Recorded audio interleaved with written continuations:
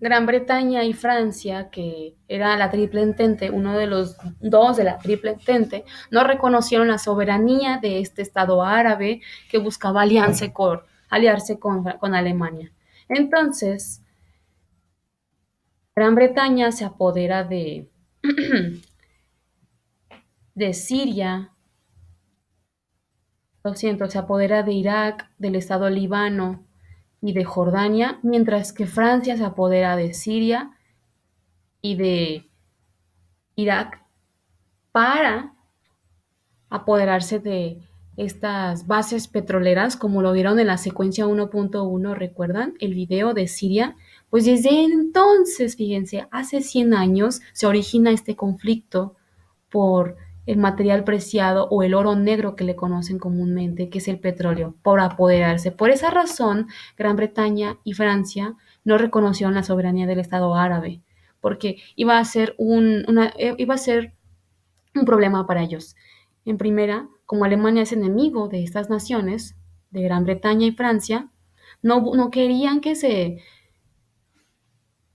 creciera su fuerza con otras naciones. Y por otra, no querían que el Estado árabe tuviera su soberanía porque eso iba a permitir que Gran Bretaña y Francia evitara apoderarse de su materia negra, que era el petróleo. Entonces, es muy importante que lo conozcamos desde ahorita porque este conflicto lleva más de 100 años arrastrándose. ¿Y esto cómo lo llegaron a hacer? Pues con el Tratado de Paz de Versalles se creó también la Sociedad de Naciones, que viene en su página 81.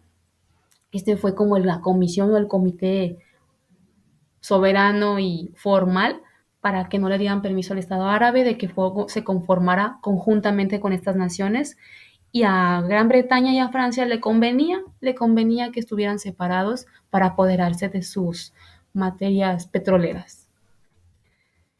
Por otra parte, durante 1918 surge la Revolución Alemana, como habíamos mencionado, y no solo la Revolución Alemana, sino también la Revolución Húngara en 1919 y la independencia turca en 1919 a 1923. Entonces, el siglo XIX a finales y a principios del siglo XX o la primera mitad del siglo XX fue un eje principal y eje motor de esta configuración territorial y geográfica y política de los estados nacionales, como vimos en los propósitos del eje temático número uno.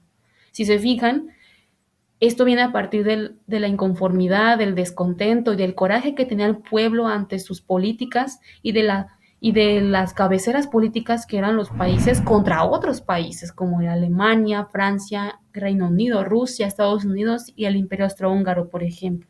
Entonces, existe una serie de revoluciones, no solo la mexicana, sino la rusa, la alemana, la húngara y la turca, que se generaron posteriormente.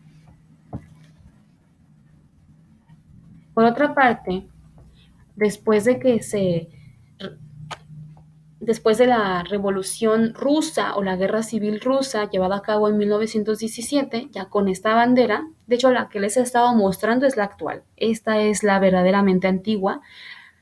Rusia se llamaba en ese tiempo la URSS, que es la Unión Rusa Soviética Socialista.